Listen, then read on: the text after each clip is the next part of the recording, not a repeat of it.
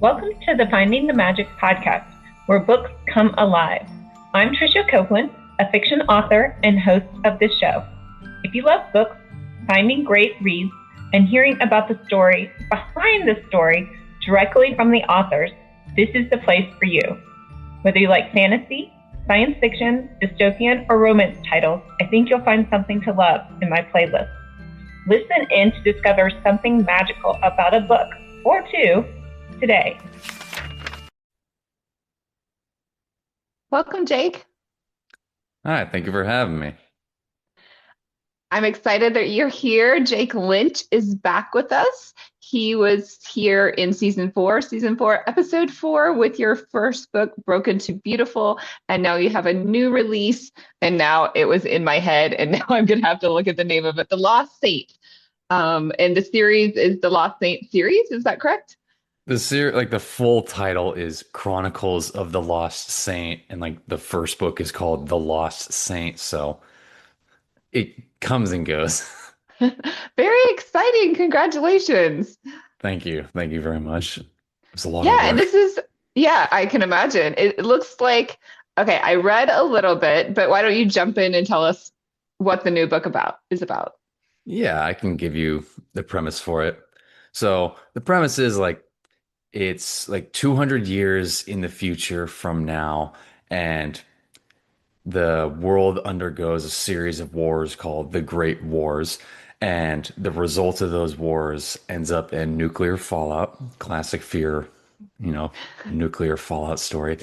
And so the event is deemed the fall, kind of like the fall of civilization. And so essentially what happens is a lot of the major world powers at the time vanish from the face of the earth. And so the world descends into a modern medieval ages, like kind of like the movie The Book of Eli, if you ever watched that, I to haven't, where but yeah. okay. So basically like bullets and guns are rare and swords and bows and arrows become commonplace again as the world like goes back to like the medieval times but with some futuristic technology in there. So it's a blend of post-apocalyptic with some sci-fi, but overall it stays grounded. And so the story follows a lone character named Marcus, who is a soldier who has lost everything. Like he has lost his family, all of his friends, he's lost his country, and he has to roam the world in a world that's gone crazy, basically, and has to figure out what his purpose in life is again. Interesting. Yeah, I feel like, do they have computer technology and electricity, or are they completely in the dark now? Let's go with completely in the dark, kind of like it's more of like a mixture of like 20th century technology or like 21st century technology with like 19th century times as well. So it's like, oh, you have towns and villages of like a European style with castles and everything, but there are also guns and weaponry and trucks at the same time. So it's sort of a blend, and I like to leave that up to the reader's imagination. Right. How did you come up with the idea for the story? I was finishing my first book, Broken to Beautiful, and I had finished it, and I'm like, well, I learned how to write a book, and I had this idea of like, oh, what if I wrote a story about like a warrior character, and I'm like, no, let's just write one for fun, just to see how it goes. And short time after I wrote my first book, I just put this down, and I'm like, oh, that was surprisingly easy. So I just took a stab at it. I'm like, I've never written an action novel. Let's try it. Fun. And did you do, I mean, I think you do jujitsu, right? So you know a little bit about fighting and that sort of thing. A little bit. That like I had to stop jiu-jitsu a couple years ago, but I Uh, did do it. Like martial arts is a lot of fun though. I highly recommend it. But yeah, like I like to tap into like the inner boy inside me and be like, all right, let's write an action story and like see what happens. yeah, because it was a little bit of a genre hop there from contemporary, I Yes. guess. How would you characterize Broken to Beautiful? Contemporary inspirational type? Kind of like contemporary coming of age. Okay. I would say like coming of age and like religious spiritual stuff. It's like spiritual slice of life. We can just go with that. Right, because you were inspired to write that in college, is that correct? Yeah. Yeah. I was in college at the time and got the impression to write a book and I prayed and asked God, God, do you want me to write a book? And I flip open my Bible and the first thing I read was write these words down, write it in a book. And I'm like, okay. That's a pretty clear sign. Yeah. We couldn't get more clear than that, but it's been an amazing journey since then. Fine. And so Chronicles of the Lost Saint, what do you have planned for Marcus yet? Is there another book coming? There is another book coming. I'm trying to release that next book sometime next year, if possible. There's been some production delays with everything, but I'm hoping to launch it sometime next year. And to answer a possible further question, like this will be a series of books, so it's not just going to be one book or two books. I'm planning on making this a 7 to 9 book series, actually. Wow. So do you know where it ends yet, or it's just to be figured out? I do know where it ends. I've had a lot of time to plan this out, and once you start thinking about it, you don't stop. And now I know the ending, but at first I didn't know the ending. Just took a Right. while. Yeah. So Marcus, he's kind of on this quest all by himself to figure out where he belongs. Is it Yeah. written in first person, third person? What perspective do we get? Get third person perspective. You kind of like get both the inside and outside of the character with what I do. I like to include a lot of inner dialogue, like thought dialogue from the characters, but it is written from a third person perspective. Okay, so like close third person, I think is how people Yeah. describe that. Yeah, something like that. And do we get a lot of other major characters in the book that we meet?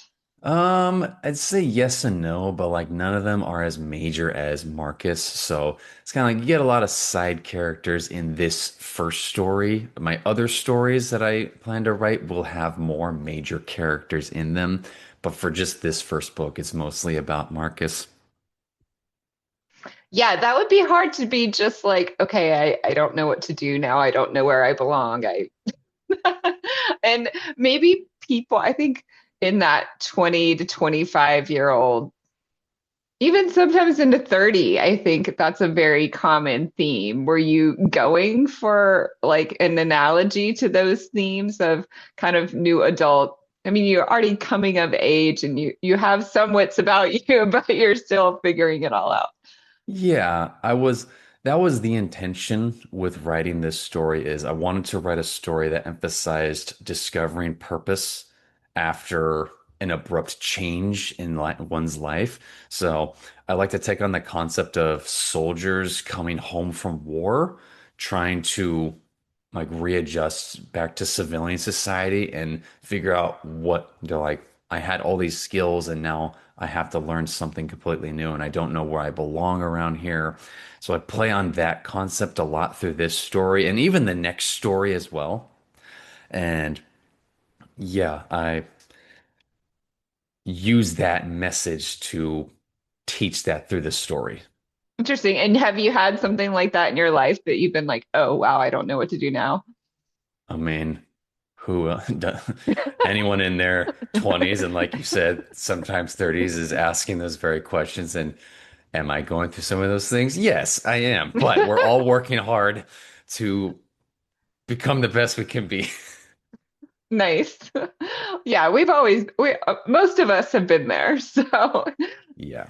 and I think the next book is called The Soldier and the Mother. Is Marcus still, or maybe the mother and the soldier? I got that backwards. But is Marcus still the soldier? And so is he that Yeah. main character? Yeah, he is. So, like in the next story, there's two main characters, Marcus and a woman named Lila. So, I'll give you a quick synopsis of that story. In the next story, Marcus encounters a civilization that has been untouched from all the worldwide destruction. And so he encounters this woman named Lila who, like, she comes from a high noble family and it's a society that values hierarchy and gender roles very strictly. And so because there was a massive decrease in population of the world, there is a need for procreation to occur. And so women who physically can't bear children get tarnished on, they get persecuted in a way. And so this woman, Lila, she finds out that she's barren. And since she's from a noble family, she gets discriminated against. And so she meets Marcus, and the two of them help each other kind of because Marcus struggles with dealing with his past, but also finding out where he still belongs in the world and how he struggles to readjust to civilian society and everything. So a little bit of a spoiler alert, Marcus does find someplace in book one. In Or a way, like he does he find does, this community in book one, or is that completely separate? he finds a new purpose for himself. Like he finds that he's still useful, that he is still needed in the world. So a lot, obviously, a lot of stuff happens in the first book, but he realizes that he's still needed. He's still wanted in ways that he doesn't fully realize at the beginning of the story, but he learns that he's more than just one thing. He's more than just a soldier, etc. So, yeah. Yeah, it was interesting. This idea of purpose is coming up because I was just talking to a friend this week and she was like, "Oh, I was reading this really good book and it was talking about happiness and like we can be content and happy, but really you don't." Well, and that person's or that author's take on happiness was really in order to be like completely fulfilled and happy that you have to have or feel like you actually are serving some purpose Hmm. for some other entity, whether it's another person or organization or even just caring for your dog, maybe. I don't know. So that was Yeah. an interesting concept that you brought that up again. So it's twice in this week, so it must mean something for me. Yeah, maybe. And I play on that even more because like Marcus's character, he's a very pious religious individual. So he believes in serving for a higher calling, serving a greater purpose than his own. And so that struggle gets amplified a lot when he lives in a world where, everything is ambiguous. There's like no one knows what tomorrow will bring, essentially. Yeah, a little bit how we've been feeling the past 5 years, right? Oh my gosh. It's been getting stronger the past few years, I'll tell you that. Well, 2020, like it's like, Ever since, okay, and now it's 95 degrees. I'm like, what's going on? yeah.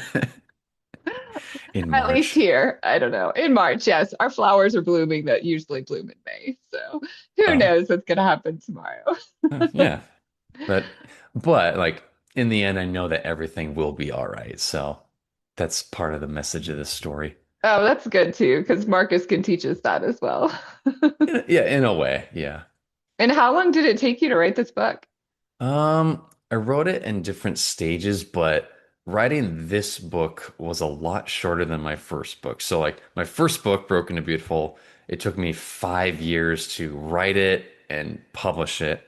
This book took me like a few months to write it and then like a roughly a year to publish it, I would say. So it was not that hard actually. And I Yeah, once also you do it wrote one time, right? yeah, I'm like, well, I know what to do now, so let's just see how it goes. And I also just wrote it kind of for fun. I'm like, there's no expectations, there's no stress with this. Like, let's just write it and see what happens. And yeah, and then it came out, and I'm like, oh, well, that was actually really fun. Awesome. That's what you should be doing, having fun. And do you have like the world fully fleshed out? I know what happened with my series is that so some authors will like write the whole series before they publish any of them because they're worried that something's going to happen in another book that they need some other detail in the first book. And it happened in my series. I was like, oh, I can't kill the bad guy the way I wanted to kill the bad guy because of the rules of the world, right? So have you worried about that at all, or you're just like, oh, it'll fix itself when it comes? Um, well, I have done a good amount of planning for it, I would say, especially like since I've had a lot of time to think about it, it does help me to plan ahead more. So I do have a general layout of what will happen. And yeah, and it does help to plan it out so that I know where to go and what to do because I do put some like landmark points in there that anchor the story in certain areas of like, oh, we're in this place in this part of the world. So like there's a lot of accountability that I have to be careful about. So that's a lesson that I'm learning as a writer, that accountability is tough when you put too much detail in there. Yeah, especially like for a just futuristic dystopian type thing. Yeah. Like, I mean, some of the buildings might still be there that were here now, and some of them may not be. And Yeah. yeah, And I add a timeline into my story. So like I have a timestamp for like every single chapter. And that puts on a little extra work there because I have to be accountable of like, all right, what time of the day is this happening? And what time is the next scene happening? I have to make sure that the times don't accidentally intersect. that's kind of hard. Yeah, I had some problems with in my book. I used to because it was like a past something that happened in the past. So I had to get like download a full calendar from that year and like Yeah. mark out so I didn't mess up like what was happening. So yeah, that Yeah. can be tedious. It can be tedious, but as long as you like it, then it's okay. But yeah, as long as you're having fun doing it. That's wonderful. Yeah. Well, and so how has marketing been? Have you felt like you're happy with like being an author and all the author stuff? I'd say for me, that's a mixed question right now. Or I have a mixed answer right now. Like, obviously, like, since I'm self-published, there's a lot more work involved in trying to market it yourself, which, let's be honest, that's a full-time job in of itself. So, and I'm also at a stage of life where I'm kind of having to slow down and focus on other priorities in life right now. I'm still writing, but I'm not able to market as much right now. So, I'd say for this current season, I'm not marketing it very much for my stories, but in the years to come, I will be focusing more on that. Well, and as the series starts growing, I think it feels like it gains more momentum when you have a series. So. Exactly. And as Exactly. and dystopian with nuclear war is pretty safe. As long as we don't have a nuclear war, you'll be fine. Yes, we have all. Yes. Well, it's because I was said that because in 2018 I published a, world pandemic book and then 2020 happened and I was releasing the second book literally in April of 2020 and I was like nobody wants to read this now. Ooh, the timing. I'm sorry. I know. So yeah, it happened. Wow, that's just funny. Sorry. No. It was eerily predictive.